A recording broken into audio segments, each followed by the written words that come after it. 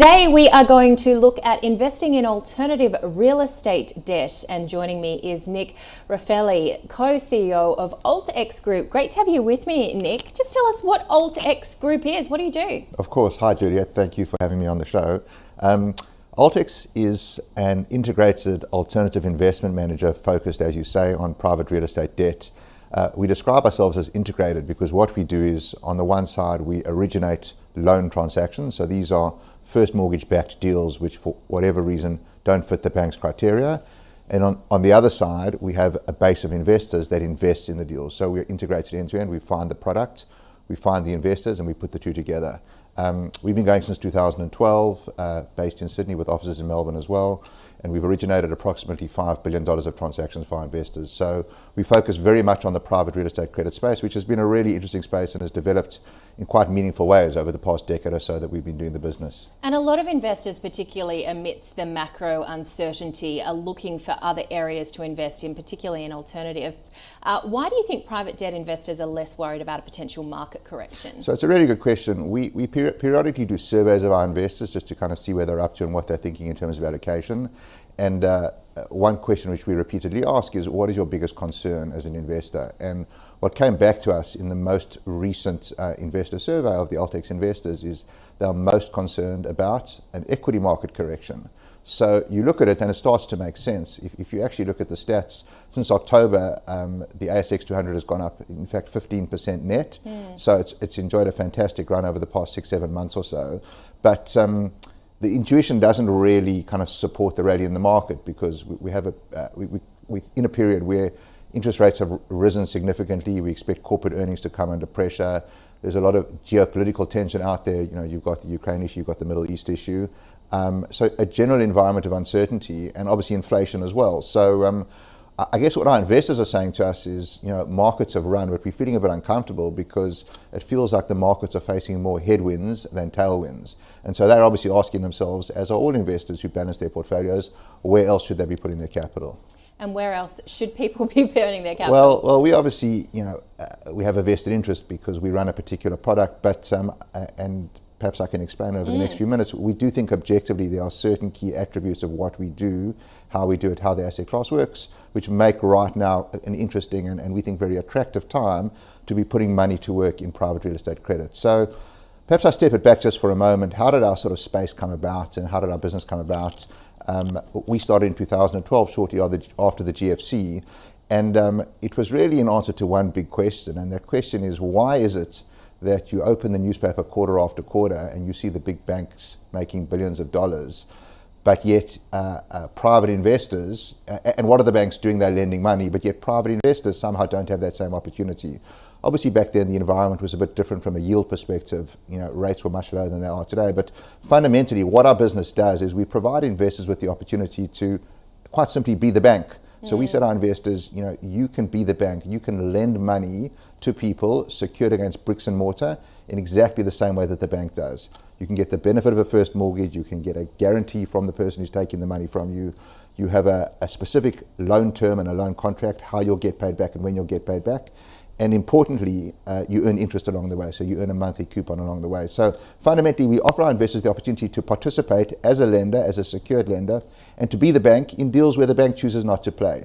So why is it attractive and why relative to equity markets? Well, I think three things. I think first of all, the offering is really very, very simple to understand. So the growth of the space is linked to the fact that you don't need to be a financial person to understand it. Everybody knows property, everybody knows a mortgage, everybody can count the interest at the end of every month, and everybody can read a document. So, you know, whether you're a tradie or a dentist or in commerce, you don't need to have a financial background to understand what it actually is. That's the first point. The second point is it's very, very simple. So, and you have direct line of sight to what you're doing. So if you invest in a deal and there's a property in Caringbah or Mossman or wherever it may be, you can read the valuation report, you can look at how much the person's borrowing, you can assess the deal, you can really understand it and have control of where your money's going. There's no big mystery compared to if you're investing in, say, like a managed fund or an equities fund or a hedge fund or something like that. You can actually understand where your money's going.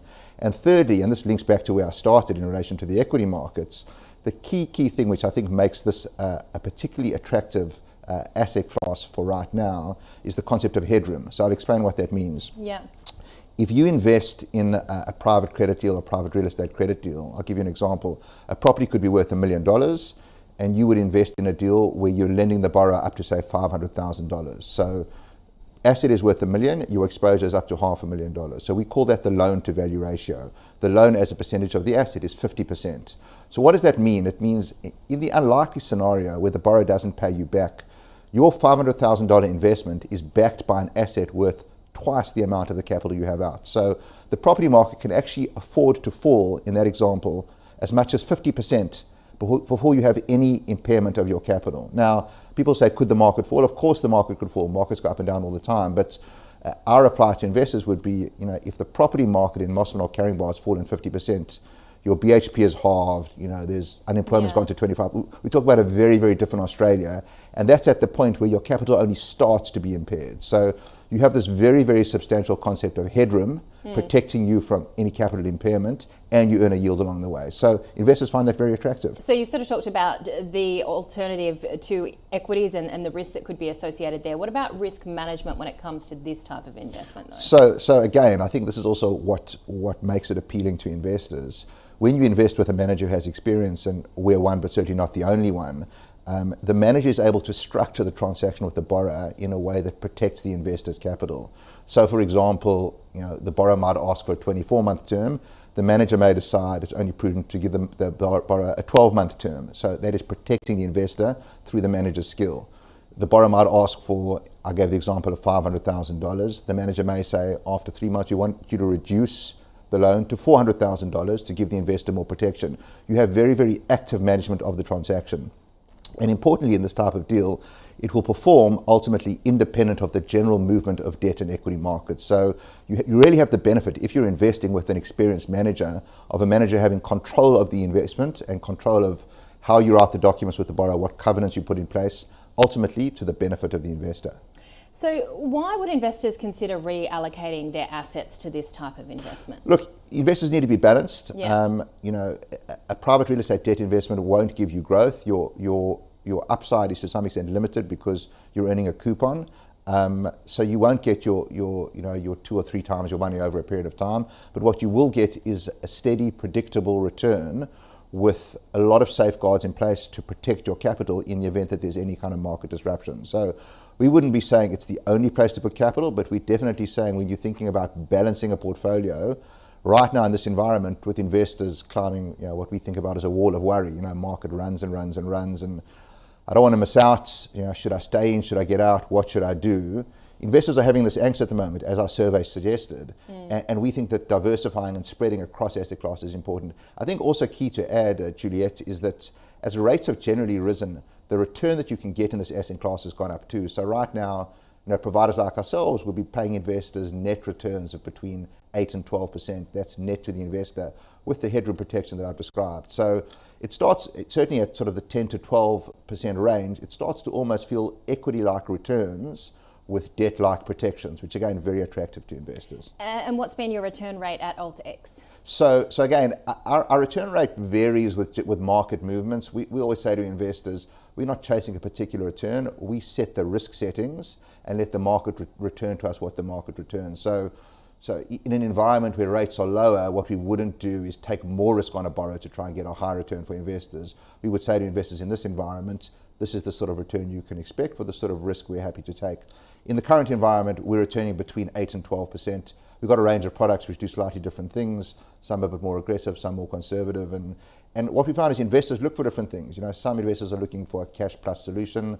If the cash rate is 4.35, they're looking for a couple hundred points above that and they're happy. Other investors really like the asset class. They have confidence in the manager, so they're happy to push it a bit more aggressively to get a high return.